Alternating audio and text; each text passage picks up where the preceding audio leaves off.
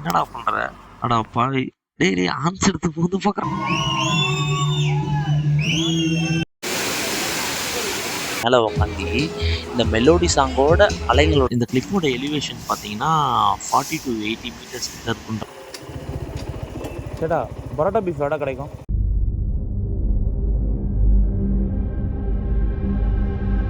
Last வீடியோவில் பொன்முடியில் முடிச்சிருக்கோம். இப்போ ஸ்ட்ரெயிட்டாக வர்க்கலாக்கு வந்துட்டோம். உள்ள என்ட்ரான உடனே நம்மளை மெழுகேற்றுற மாதிரி ஒரு சாங்கு போட்டாங்க பாருங்க, நீங்களே கேளுங்க.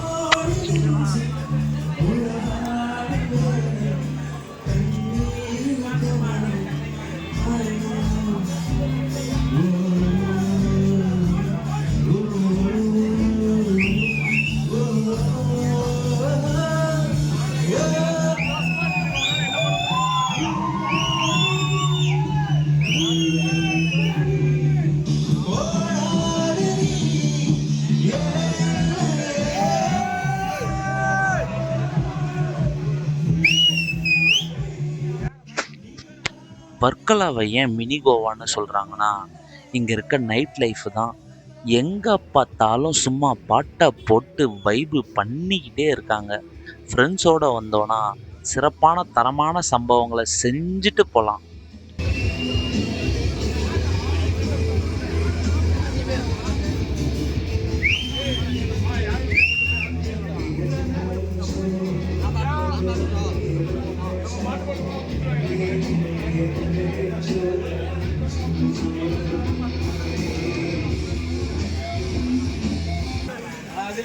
இந்த கிளிஃப் கிட்டத்தட்ட 2 கிலோமீட்டர் கடைகளும் ரெஸ்டாரண்ட்ஸும் தான் இருக்குது.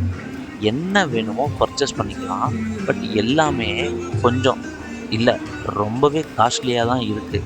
ஃபுட்டுமே நீங்கள் கேட்குற டிஷ்ஷை ஃப்ரெஷ்ஷாக அப்படியே பண்ணி தருவாங்க.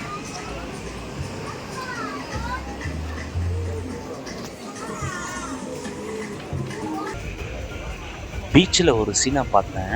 இந்த 1001 படத்தில் கடல்லேருந்து ஒரு உயிரினம் வந்து எல்லாருமே அடித்து கொள்ளுமே, அதே மாதிரி இருந்துச்சு. மாட்டினானுடா இன்றைக்கி பீச்சில் இருக்கவங்களாம் எல்லாரும் அப்படின்னு நினச்சேன். லாஸ்ட்டாக லைட்டிங் வச்சு விளையாடிட்டு இருக்காங்க. எனக்கு சடனாக அப்படி ஃபீல் ஆகிடுச்சு.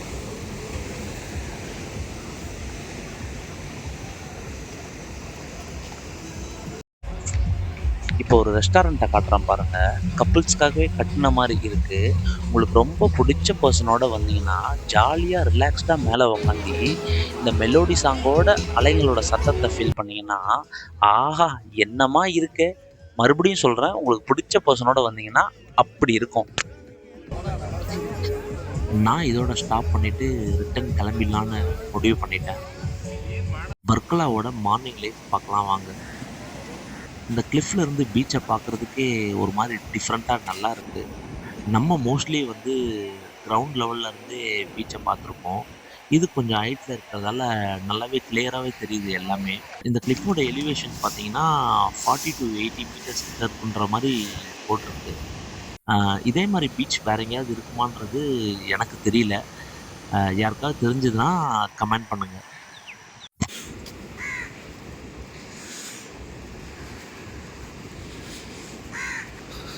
நைட்டில் எந்த அளவுக்கு அட்ராசிட்டி பண்ணிட்டு இருந்தாங்க இந்த இடத்துலலாம்.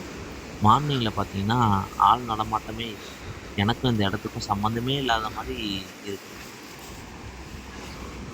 ஒரு வழியாக ஒரு டீ கடையை பார்த்துட்டு 10 நிமிஷம் யூன் சாங் கேட்டு ரிலாக்ஸ் பண்ணிவிட்டு லெமன் டீ இஞ்சி டீன்னு சாப்பிட்டு அங்கேருந்து கிளம்பிட்டேன்.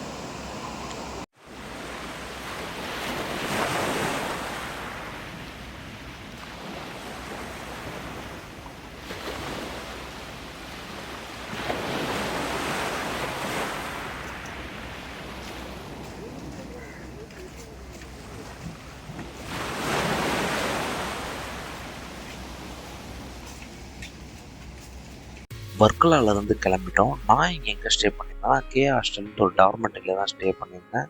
ரேட்டுமே கொஞ்சம் பட்ஜெட் ஃப்ரெண்ட்லியாக தான் இருந்தது. பர் பர்சனுக்கு 500 அந்த ரேஞ்சில் தான் வாங்கியிருந்தாங்க.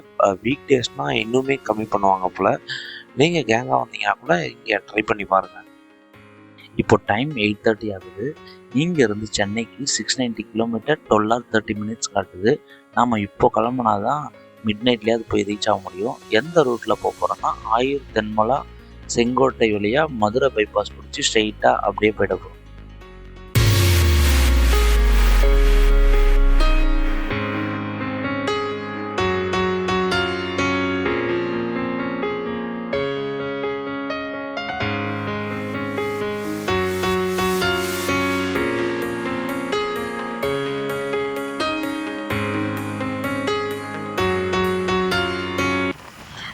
கேரளா வரைக்கும் வந்துட்டு பரோட்டா பீஃப் சாப்பிடாம போனால் தெய்வ குத்தமாயிடும் அல்லவா? நானும் ரொம்ப நேரமாக கடையை தேடி கிடைக்காம லாஸ்ட்டாக ஒரு சேட்டா கிட்ட போயிட்டு, சேட்டா பரோட்டா பீஃப் எவ்வளோ கிடைக்கும்? சென்னை போகிறேன், ஆயூர் தென்மலா റൂട്ട് ആയിട്ട് ഉണ്ടോ? ഓക്കെ, நிறைய ஹோட்டல் இருக்கோ? தேங்க்யூ. ആ ഓക്കെ ആ ഓക്കെ ഓക്കെ ചേട്ടാ, താങ്ക് യു.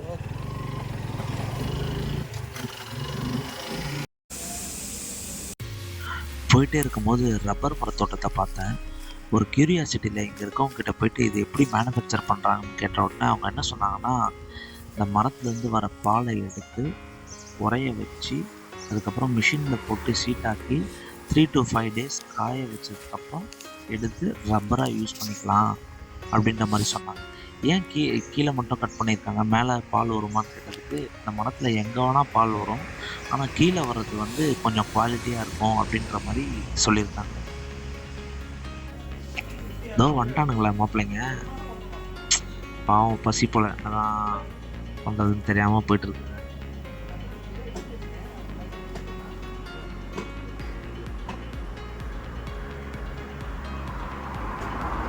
என்னடா லுக்கெலாம் விட்றான் முன்னாடி திருப்பி. டேய் என்னடா பண்ணுற, அடா பாவி, டேய் ஆன்ஸ் எடுத்து புது பார்க்குறான் வரேன். இது வந்து சேடல் டேம்னு நினைக்கிறேன். சரி பார்த்துட்டு போயிடுவோம் இதையும். இவனுங்க வேற நம்மளை ரொம்ப டார்ச்சர் பண்ணுறானுங்க, சுற்றி எங்கே போனாலும் இருக்கானுங்க. இவனுங்களை நம்பி பேகை எப்படியே வச்சுட்டு போனாலும் பிச்சு கடைசிடுவானுங்க உள்ள மாப்பிள்ளைங்க. என்ன பண்ணுறது, பேகை திரும்பி ஃபஸ்ட்லேருந்து எல்லாத்தையும் கழட்டி பேகை எடுத்துகிட்டு தான் போனோம் போல்.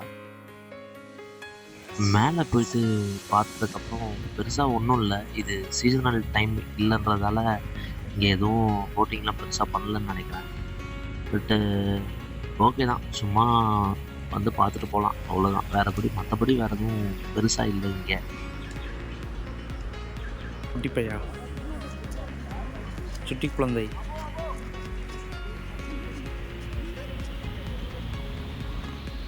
செங்கோட்டை வந்ததுக்கப்புறம் இங்கேருந்து குற்றாலம் செக் பண்ணி பார்த்தா 10 கிலோமீட்டர் தான் தெரிஞ்சுது. எப்படியும் சென்னை போகிறதுக்கு லேட் ஆகிடும், எக்ஸ்ட்ரா 1 hour ஆனால் பரவாயில்ல, இந்த 1 hourல உலகத்தை எதையும் சாதிக்க போகிறதில்ல, குற்றாலத்தையும் பார்த்துட்டு போயிடுவோன்னு டிசைட் பண்ணிட்டேன். நான் குற்றாலம் 2 years முன்னாடி வந்திருந்தேன். அப்போது கொரோனா பீரியடுன்றதால யாரையுமே அலோவ் பண்ணல, பார்க்கவே முடியல என்னால்.